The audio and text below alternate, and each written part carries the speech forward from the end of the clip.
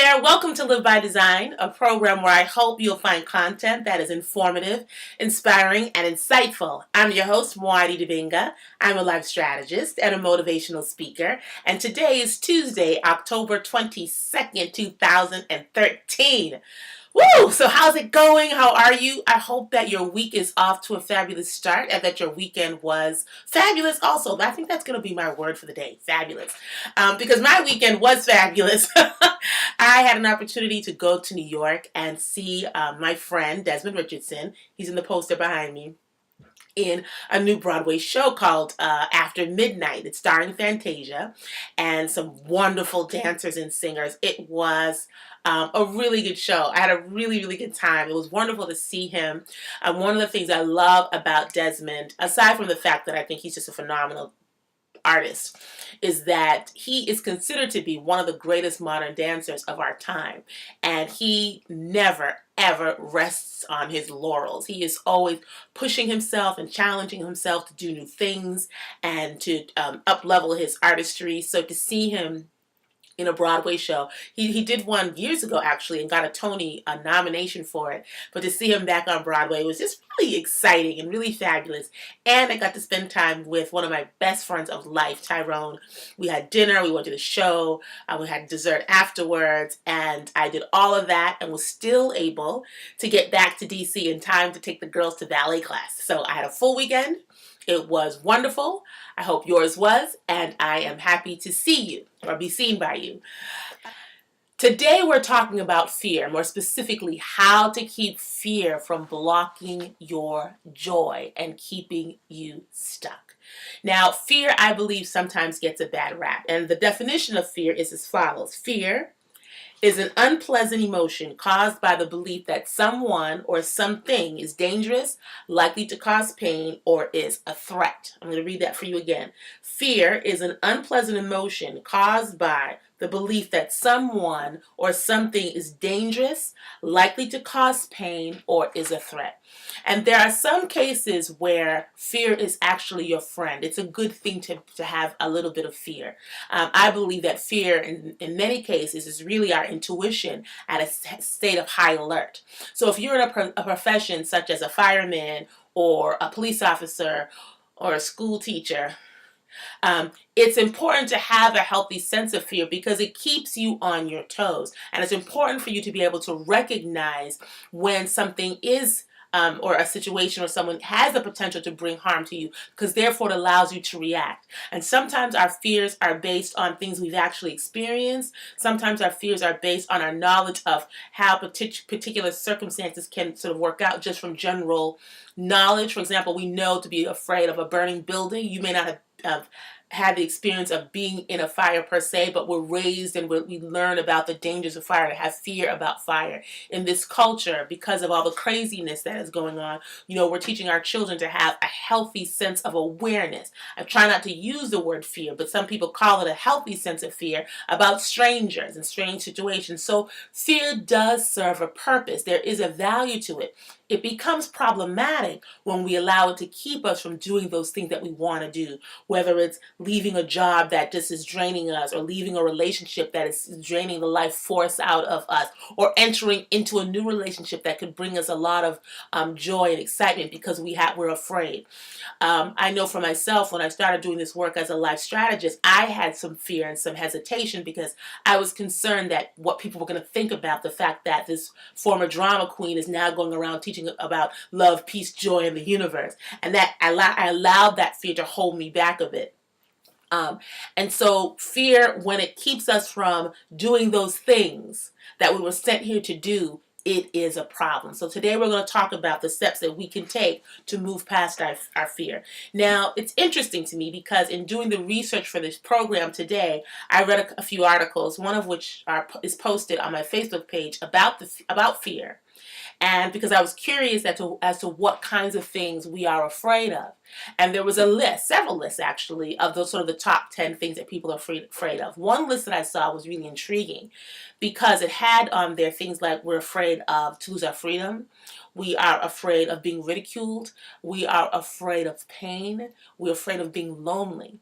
The number 2 on this particular list The number 2 fear, the second to the top, was death. Death is the second thing that we fear the most. And I was shocked because I was like, what could possibly be more scary than dying in death? The number 1 thing that we fear that was on this list in particular was failure.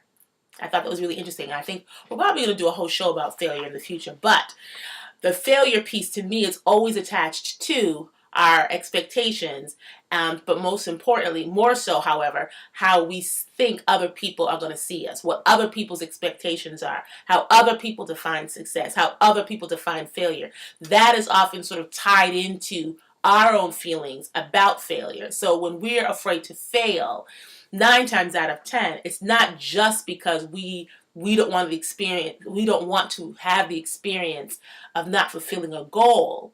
It's because we're concerned about what other people are going to think or say about us for not fulfilling that goal. So failure is the number 1 fear that we are grappling with in today's society. How interesting is that? Now, there are many schools of thought about how to overcome fear. Today, what I'm going to do is I'm going to offer you the tips, some suggestions that have worked for me. Again, the article that sort of lists all of the things that we are afraid of will appear on my Facebook page. I might tweet it as well. So you can, check it out. There are some other articles that I found that I'm going to be posting over the next couple of days. But for right now, I just want to offer you what has worked for me. The first tip that I would like to offer to you is to make friends with your fear. I suggest that you apply the 3 A's of love to your fear. Treat it as if it is the most vulnerable child that you know. The 3 A's of love that we've been talking about for the last 3 weeks are acknowledge, accept, and appreciate. Right? And we talked about how bringing those elements into any relationship can help transform that relationship. I believe my experience has shown me that bringing those principles into my relationship with my fearful self has been of tremendous benefit. I'm reading a book called The Shadow Effect. It was recommended to me by my friend Rita, and it's written by Deepak Chopra, Marianne Williamson, and Debbie Ford. And it talks about these different little pieces of our personalities, these little sort of shadow beliefs that we have about ourselves, and the importance of accepting them, not hiding them. So if you are an addict, you have an addictive behavior, for example, or if you are a shy person, or you're a fearful person, or you're an angry person, of course you want to work through and improve yourself whenever you can. But the idea behind this book, The Shadow Effect, is to embrace and accept those parts of you as being you and not hiding them or running from them. And I have found, I couldn't put words to it like this before, but in reading the book and doing some reflection, I have found that that's been how I've been able to manage and cope with my own fears. I had fears when I started this business as a life strategist that people who knew me when I was a drama queen would be like, who does she think she is? And, blah, blah, blah, blah. And I've had this fear when I sometimes speak in front of audiences that I may not be so comfortable with. I have found that I am able to be more successful and not be stopped by my fear when I make friends with it. I acknowledge that it's there. I accept that it's there. I appreciate that I do have that intuition within me because, again, I believe that fear is really our intuition at a state of high alert. I appreciate that because it has served me well, and then I try to work with it and move forward anyway. So I'll talk to myself. So if I feel the fear sort of bubbling up, I'll be like, Muadi, come on now, girl, we got this, right? It's going to be okay. I feel you, but let's just get this done. It's okay to be fearful, but we're going to do this and it's going to be all right. I don't get mad at myself about being fearful or having fear anymore. I don't view it as being weak because there was a time in my life when I thought that being fearful, being afraid was a sign of weakness. It's a sign of being human. And so if we can apply the 3 A's to our fear, acknowledge it, accept it, and appreciate it, embrace that fearful part of yourself with some compassion and some love, not feel guilty about it, not feel ashamed about it, not feel angry about it, you'll find it allows you to move forward with a little bit more ease, with a little bit more grace. So for me, I don't try to fight it, I don't try to resist it. I acknowledge it, I accept it, I appreciate it, I try to be compassionate, bring some real compassion to that part of me that is afraid, and I move forward and try to move forward anyway. And in doing that, I have found that fear does not stop me as much as it used to. Actually, it doesn't really stop me at all these days. The second thing I say is to do a price check. What's the cost? What is the cost of not doing that thing that you fear to you? What does it cost you in terms of your peace, your joy, your state of mind? For example, what is the cost of not losing the extra 50 to 75, 100 pounds that you're carrying? What's the cost to your self-esteem? What's the cost to your health? What's the cost to your body? What's the cost to your livelihood? Are you willing to pay the cost? What is the cost of not getting over your addiction? Are you willing to lose your job over it? Are you willing to lose your friendships over it? Are you willing to lose any chance you have of having a real relationship because of your addiction? What's the cost of that? What's the cost of not getting over your anger? What's the cost of not doing those things which you know that you should do or could do to move you into the person that you were sent here to be? I suggest to people that you write it down. What is this thing costing me? And then when you figure out this is what it's costing me, these are the ways that this particular habit, this particular perspective, this particular fear is impacting my life. These are the ways that it is impacting my life. Am I willing to continue to pay that cost? I find that when I write these things out, and really, it's not just enough to think about them, but when you put them on paper and you can really give your full attention to the cost that you have paid for giving into or allowing fear to be the guiding force in your life, when you see it on paper, it compels you to move. It compels forward movement. It may not compel big action, but it does create some momentum in your consciousness that allows you to sort of move forward, okay? So that second tip is to do a price check. What is it costing me not to take this action?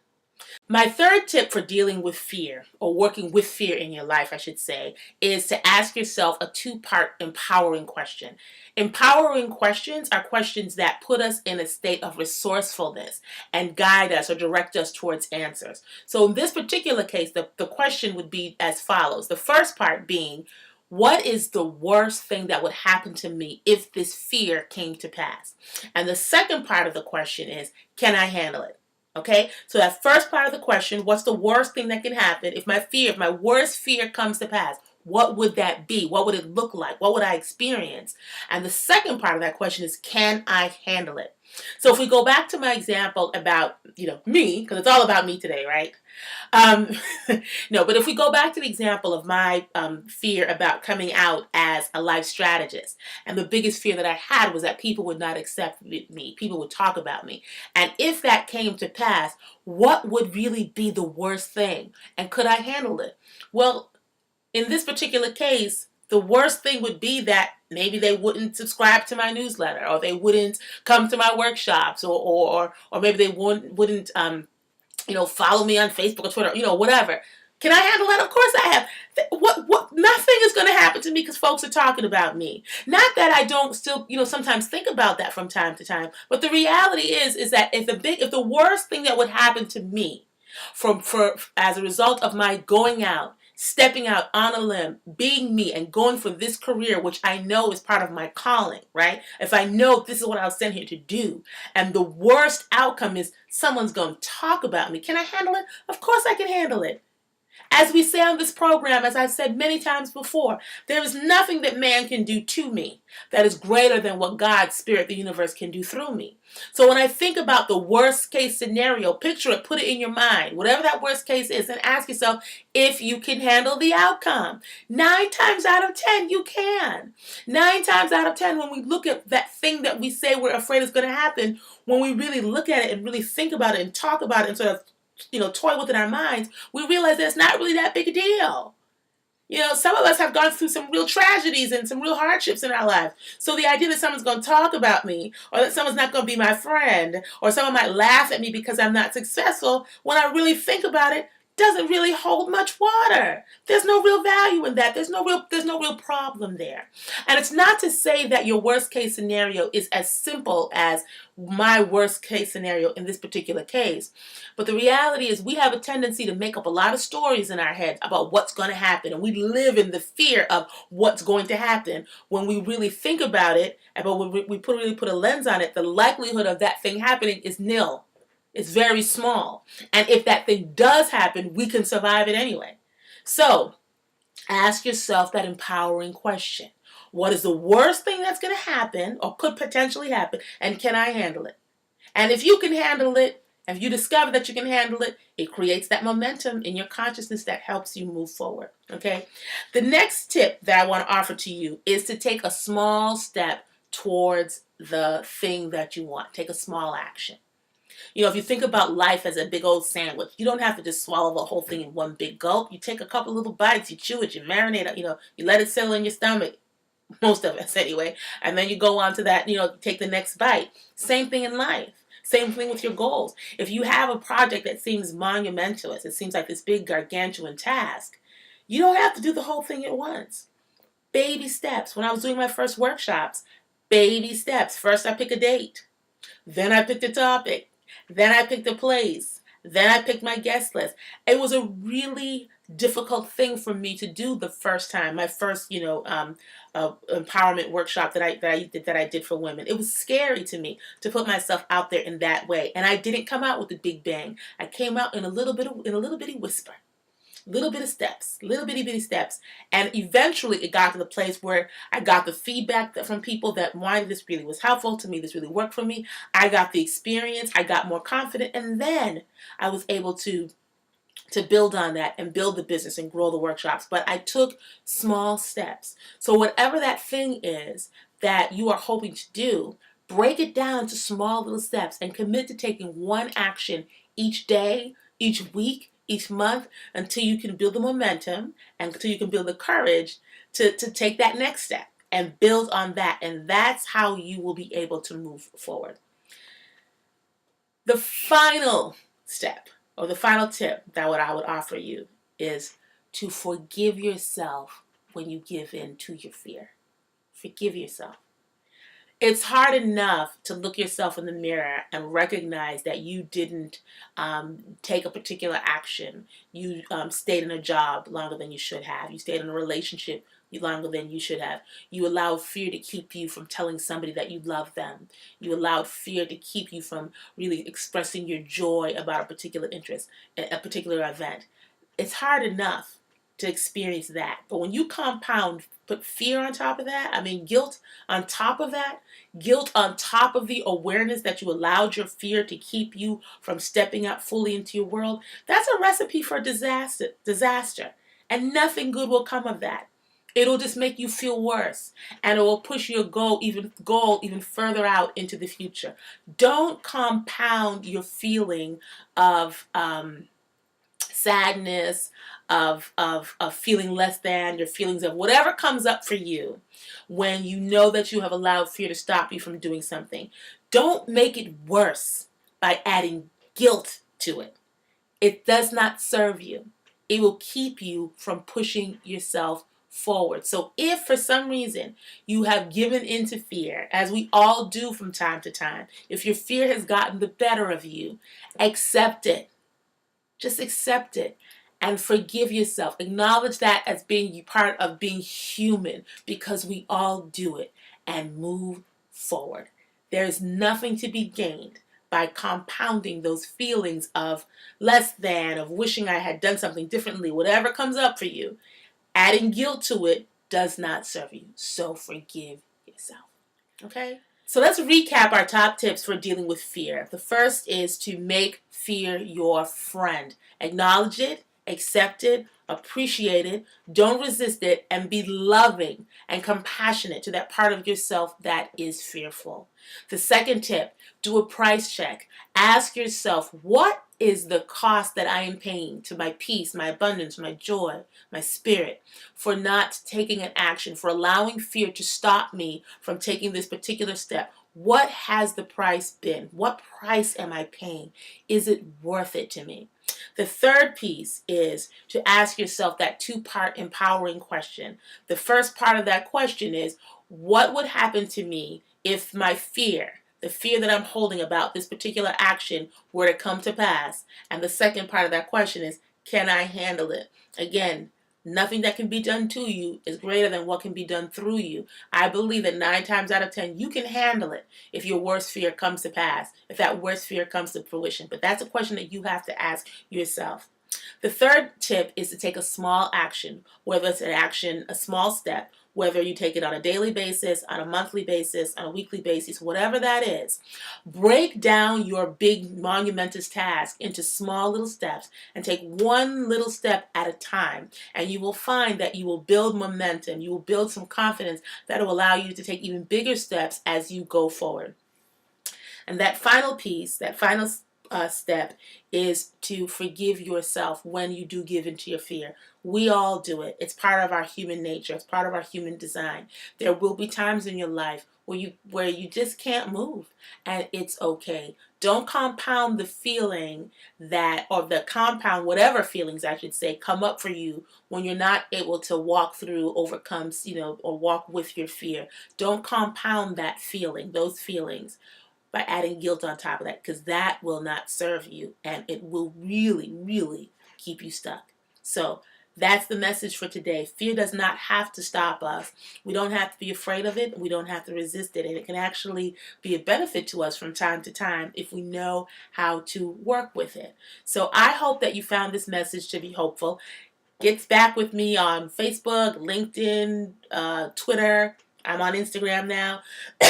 I know the list never ends, but I decided to take the advice of some young people, and I'm on Instagram. I don't know my address. I'll post that on Facebook at another time.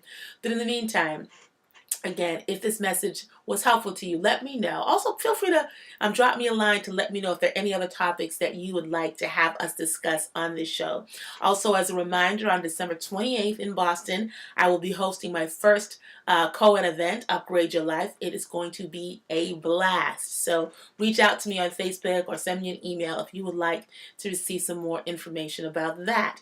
I hope that you have a fabulous week. Go out into this world. Show them what you're working with. Show them what you're made of. Never, ever, ever settle for less than the love that you deserve. Have a great week. I will see you soon. Until there, take great care of yourself and the people that you love. Bye-bye.